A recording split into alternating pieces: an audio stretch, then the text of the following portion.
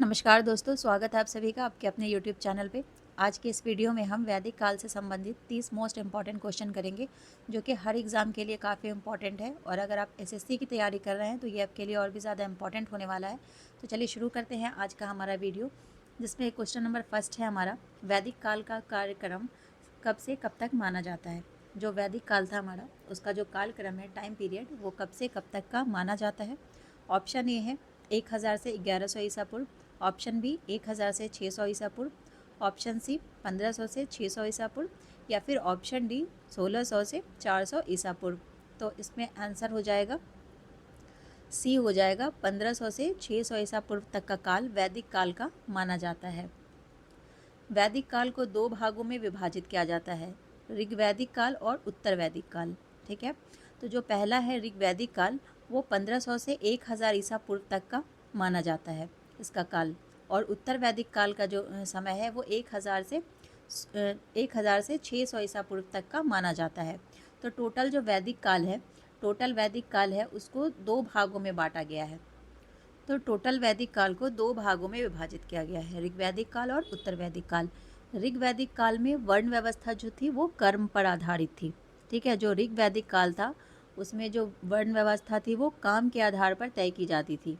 जबकि उत्तर वैदिक काल में वर्ण व्यवस्था जो है वो जन्म पर आधारित हो गई, कि जो जिस कुल में जन्म लेगा वो उस जाति का होगा। ठीक है, जो जो काम कर रहा है उसमें जो जन्म लेगा वो उसी जाति का होगा। तो ऋग्वैदिक काल में जो धर्म थी, जो जाति थी, वो कर्म के आधार पर थी। लेकिन उत्तर वैदिक काल जब आया तो उसमें वो जन्म के आधार पर आधारित हो गया। वेदों की जो संख्या है वो 4 है, जिसमें है ऋग्वेद, यजुर्वेद, सामवेद और अथर्ववेद। वेदों की संख्या 4 है। वेदों को चार भागों में बांटा गया है, ऋग्वेद, यजुर्वेद, सामवेद और अथर्ववेद। सबसे पुराना वेद जो है वो ऋग्वेद को माना जाता है। आगे बढ़ते हैं। नेक्स्ट है, साम का शाब्दिक अर्थ क्या है। जो साम है उसका शाब्दिक अर्थ पूछ रहा है, शांति, गान, ज्ञान या फिर कोई नहीं, साइलेंस, सॉन्ग, नॉलेज या फिर नन ऑफ दिस। तो जो साम है उसका मतलब होता है गान।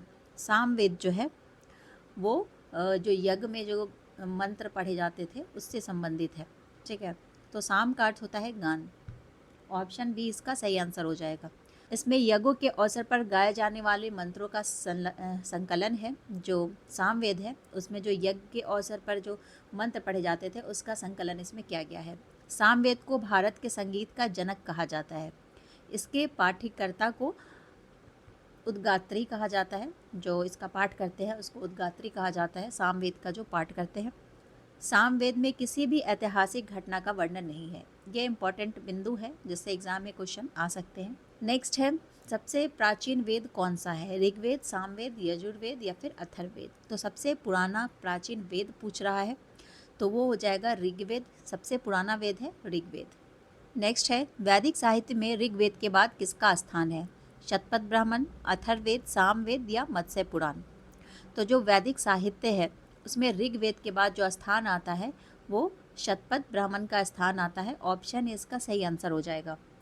नेक्स्ट है, निम्नलिखित में से सबसे प्राचीन और प्रामाणिक पुराण कौन सा है, अग्नि पुराण, मत्स्य पुराण, वायु पुराण या फिर विष्णु पुराण। तो सबसे प्राचीन और सबसे प्रामाणिक पुराण जो है वो मत्स्य पुराण है। ऑप्शन बी इसका सही आंसर होगा। नेक्स्ट है, अग्नि पुराण में अग्नि पुराण से हमें किसका ज्ञान होता है, राजतंत्र और कृषि का, कर्म कांडों का, यज्ञ विधि विधानों का या फिर इनमें से कोई नहीं। तो जो अग्नि पुराण है उससे हमें राजतंत्र और कृषि का ज्ञान प्राप्त होता है। नेक्स्ट है, वेदों को भली भांति समझने के लिए कितने वेदांगों की रचना की गई है, 6, 7, 8 या फिर 9। तो जो वेद है उसको भली भांति समझने के लिए 6 वेदांगों की रचना की गई है। ये 6 वेदांग है, शिक्षा, कल्प, निरुक्त, व्याकरण, छंद एवं ज्योतिष। तो 6 वेदांगों की रचना जो है वो की गई है वेद को समझने के लिए। नेक्स्ट है, निम्नलिखित में से सबसे बाद का ग्रंथ कौन सा है। तो सबसे बाद का ग्रंथ पूछ रहा है कि इसमें से कौन सा है सबसे बाद का। ऑप्शन सी हो जाएगा इसका आंसर। जो अथर्ववेद है वो सबसे बाद का ग्रंथ है। सबसे पहला ऋग्वेद है और सबसे लास्ट का अथर्ववेद है। नेक्स्ट है, ऐत्रेय ब्राह्मण का संबंध इनमें से किससे है, ऋग्वेद से, सामवेद से, अथर्ववेद से या फिर यजुर्वेद से। तो इसका आंसर हो जाएगा ऑप्शन ए, ऋग्वेद से ऐत्रेय ब्राह्मण का संबंध है। नेक्स्ट है, गौपद ब्राह्मण का संबंध किससे है? अथर्ववेद से, सामवेद से, यजुर्वेद से या फिर ऋग्वेद से। तो जो गोपद ब्राह्मण है उसका जो संबंध है वो अथर्ववेद से है। ऑप्शन ए इसका सही आंसर हो जाएगा। नेक्स्ट है, नारद स्मृति किस युग के विषय में जानकारी प्रदान करता है? गुप्त वंश, मौर्य वंश, चोल वंश या फिर चेर वंश।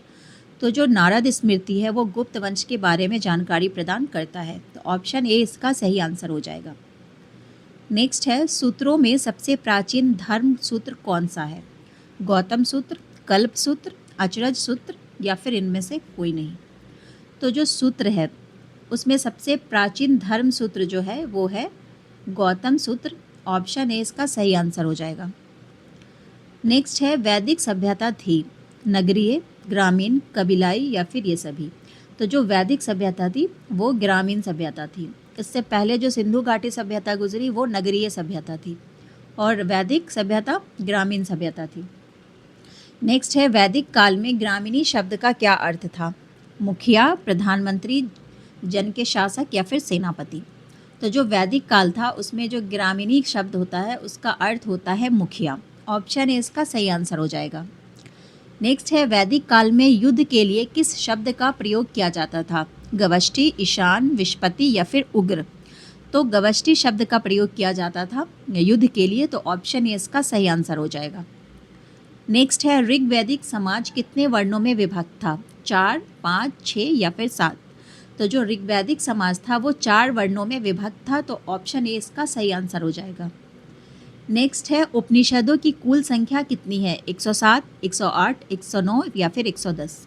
तो ऑप्शन बी इसका हो जाएगा सही आंसर। उपनिषदों की जो संख्या है वो कुल 108 है। आर्यों का मुख्य पेय पदार्थ क्या था? सोमरस, मदिरा, पानी या फिर चाय। तो जो आर्य थे उनका मुख्य पेय पदार्थ जो था वो सोमरस था। तो ऑप्शन ए इसका सही आंसर हो जाएगा। नेक्स्ट है, आर्यों का समाज था पितृप्रधान, मातृसत्तात्मक, राजशाही या फिर तानाशाही। तो जो आर्य थे उनका समाज पितृप्रधान था। तो ऑप्शन ए इसका सही आंसर हो जाएगा। वहीं जो सिंधु घाटी सभ्यता थी इससे पहले उसका जो समाज था वो मातृसत्तात्मक था। नेक्स्ट है, ऋग्वेद के महत्वपूर्ण देवता थे कौन थे? इंद्र, अरुण, वरुण, प्रजापति। तो इसका आंसर हो जाएगा ऑप्शन ए, इंद्र जो थे वो सबसे महत्वपूर्ण देवता थे ऋग्वेद के। नेक्स्ट है, उत्तर वैदिक काल का सबसे महत्वपूर्ण ऐतिहासिक परिणाम क्या था? वर्ण व्यवस्था का अंत, महाजनपदों का उदय, विदेश व्यापार का पतन या फिर ग्राम व्यवस्था का विघटन। तो जो उत्तर वैदिक काल था उसका सबसे महत्वपूर्ण ऐतिहासिक परिणाम था महाजनपदों का उदय। ऑप्शन बी इसका सही आंसर हो जाएगा।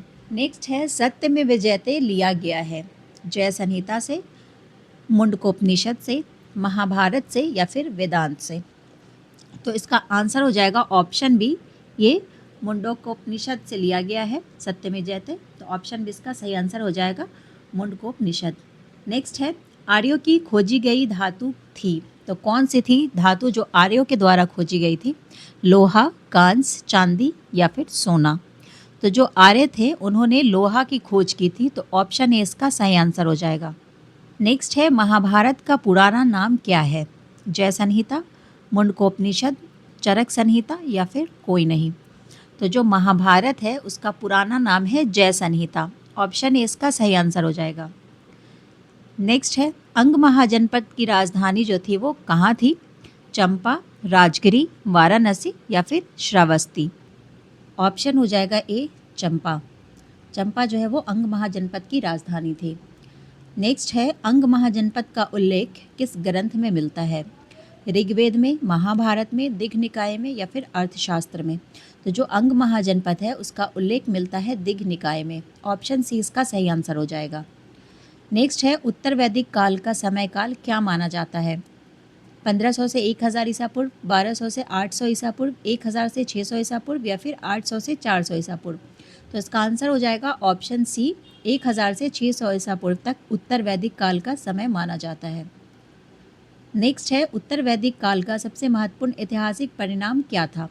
वर्ण व्यवस्था का अंत, महाजनपदों का उदय, विदेशी व्यापार का पतन या फिर ग्राम व्यवस्था का विघटन। ये रिपीटेड क्वेश्चन है, इसका आंसर हो जाएगा ऑप्शन बी, महाजनपदों का उदय। नेक्स्ट है, उत्तर वैदिक काल में महिलाओं की स्थिति के बारे में सही कथन क्या है। सही कथन पूछ रहा है, शिक्षा में भागीदारी बढ़ी, सभा और समिति में भाग लेती थी, स्थिति में गिरावट आई या फिर बहुविवाह निषेध था। तो इसका आंसर हो जाएगा ऑप्शन सी, स्थिति में गिरावट आई। जो उत्तर वैदिक काल था उसमें महिलाओं की स्थिति में बहुत ही गिरावट आई, उनकी स्थिति बहुत ख़राब हो गई। जबकि इससे पहले जो ऋग वैदिक काल था उसमें काफ़ी अच्छी स्थिति थी, औरतें सभा और समिति में भी भाग लेती थी, वो शिक्षा भी ग्रहण करती थी और उन्हें अपने फैसले लेने का अधिकार था। लेकिन जब उत्तर वैदिक काल आता है तो उसमें इनकी स्थिति में गिरावट आने लगता है। तो ऑप्शन सी इसका सही आंसर हो जाएगा। नेक्स्ट है, सभा और समिति के संबंध में सही कथन कौन सा है। दोनों लोकतांत्रिक संस्थाएं थीं, केवल सभा शक्तिशाली थी, राजा दोनों पर नियंत्रण रखता था या फिर समिति धार्मिक संस्थान थी। तो ऑप्शन सी इसका सही आंसर हो जाएगा, राजा दोनों पर नियंत्रण रखता था। नेक्स्ट है, निम्नलिखित में से कौन सा दर्शन उपनिषदों से संबंधित है। ऑप्शन ए कर्मकांड, ऑप्शन बी भक्ति, ऑप्शन सी आत्मब्रह्म सिद्धांत या फिर ऑप्शन डी मूर्ति पूजा। तो ये जो उपनिषद से संबंधित दर्शन पूछ रहा है, इसका आंसर हो जाएगा ऑप्शन सी, आत्म ब्रह्म सिद्धांत। तो आज के लिए बस इतना ही, मिलते हैं नेक्स्ट वीडियो में अगले इंपॉर्टेंट क्वेश्चन के साथ। जब तक के लिए धन्यवाद।